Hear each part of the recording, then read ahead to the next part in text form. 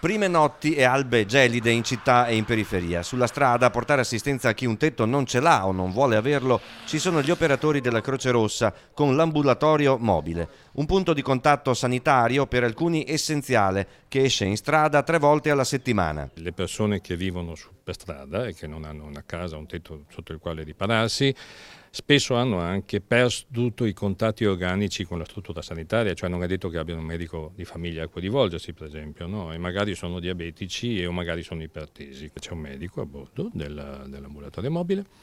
È possibile avere anche dei farmaci, non tutti evidentemente, ma tutti i farmaci di base normalmente ci sono.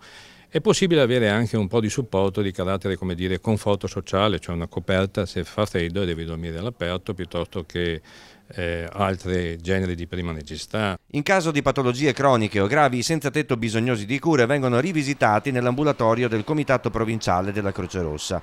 Ma il servizio serale e notturno ai senza fissa dimora è composto anche dalle squadre a piedi che girano per il centro su percorsi concordati con i servizi sociali del comune. Loro sanno sostanzialmente dove bisogna in qualche modo recarsi. Ogni notte noi abbiamo almeno 2 squadre a piedi che si muovono e in più 3 notti alla settimana all'ambulatorio. Quando si muove l'ambulatorio e le squadre a piedi sono almeno 10 persone fuori per questo tipo di servizio.